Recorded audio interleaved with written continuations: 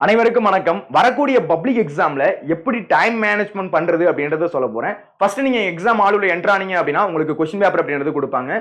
கொடுத்து உங்களுக்கு என்ன பண்ணுவாங்க அப்படின்னா ஃபர்ஸ்ட் ஒரு 15 நிமிஷம் அப்படின்றது உங்களுடைய கொஸ்டின் பேப்பர் அப்படின்றத வாசிக்க சொல்லுவாங்க. அப்படி வாசிக்கும் போது நீங்க என்ன பண்ணணும் அப்படின்னா கொஸ்டின் பேப்பர்ல எல்லா பேஜஸ் இருக்கா, எல்லா கொஸ்டின்ஸ் இருக்கா, எல்லாமே பிரிண்ட் ஆயிருக்கா அப்படின்றத நீங்க ஃபர்ஸ்ட் உறுதிப்படுத்திக்கணும். அதுக்கு அடுத்து என்ன பண்ணுவீங்க அப்படின்னா ஃபர்ஸ்ட் ஸ்டார்ட் பண்ணும்போது 1 மார்க் அப்படின்றத எழுதுவீங்க. 1 மார்க் ஃபர்ஸ்ட் எத்தனை எழுத போறீங்க அப்படின்னா மொத்தம் 15 1 மார்க் அப்படின்றது இருக்க போது அதுக்கு எவ்வளவு நேரம் எடுத்துக்க போறீங்க அப்படின்னா 20 நிமிஷம் அப்படின்றது எடுத்துக்க போறீங்க. நல்ல ஒரு வாட்ச், அனலாக் வாட்ச் அப்படின்றது கட்டிட்டு போங்க.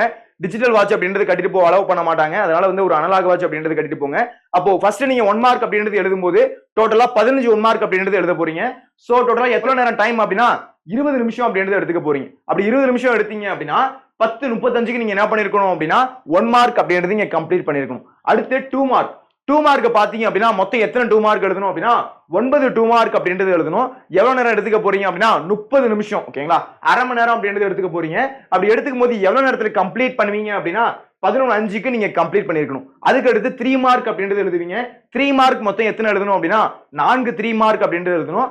4 3 மார்க்கு எவ்வளவு நேரம் அப்படின்னா 25 நிமிஷம் அப்படின்றது உங்களுக்கு கொடுக்கப்பட்டிருக்கும். சரிங்களா, அப்ப 25 நிமிஷம் எழுதுனீங்க அப்படின்னா 11:30க்கு நீங்க இதை கம்ப்ளீட் பண்ணிருக்கணும். அதுக்கு அடுத்து 5 மார்க். 5 மார்க் மொத்தம் எத்தனை எழுதணும் அப்படின்னா 5 கொஸ்டின் அப்படின்றது நீங்க எழுதணும். சோ எவ்வளவு நேரம் எடுத்துக்க போறீங்க அப்படின்னா 45 நிமிஷம் அப்படின்றது நீங்க எடுத்துக்க போறீங்க. அதுக்கு அடுத்து எத்தனை மணிக்கு முடிப்பீங்க அப்படின்னா 12:15க்கு எழுதி முடிச்சீங்க அப்படின்னா 12:15க்கு அதை கம்ப்ளீட் பண்ண முடியும். அதுக்கு அடுத்து 8 மார்க். எல்லாரும் இந்த இடத்துல தான் சொல்லுவீங்க, சார் டைமே பத்த மாட்டேது அப்படின்னு. ஒரு கேள்விக்கும் 15 நிமிஷம் அப்படின்றத டைம் கொடுத்துருக்கோம். நல்லாவே எழுதலாம், சூப்பராகவே எழுதலாம். அப்போ 8 மார்க் பாத்தீங்க அப்படின்னா மொத்தம் 3 8 மார்க் அப்படின்றது எழுதணும். ஒரு கேள்விக்கு 15 நிமிஷம் அப்படின்ற கணக்குப்படி 45 நிமிஷம் எடுத்து என்ன பண்ண போறீங்க அப்படின்னா 8 மார்க் அப்படின்றது எழுத போறீங்க. அப்படி 8 மார்க் முடிக்கும் போது டைம் பாத்தீங்க அப்படின்னா 1 மணியா இருக்கும். அதுக்கு அடுத்து திருப்புதல். ஏதாச்சும் ஒரு 1 மார்க் விட்டு வச்சிருக்கீங்க, ஏதாச்சும் 2 மார்க் சரியா எழுதல, கரெக்டா எழுதிருக்கமா, ஸ்பெல்லிங் மிஸ்டேக் கூட எழுதிருக்கமா அப்படின்றத செக் பண்றதுக்கு ஒரு 15 நிமிஷம் அப்படின்றத டைம் எடுத்துக்கோங்க.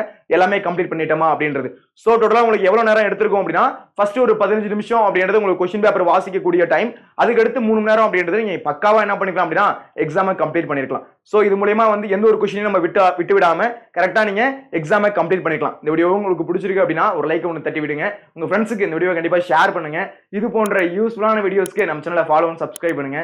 நன்றி, வணக்கம்.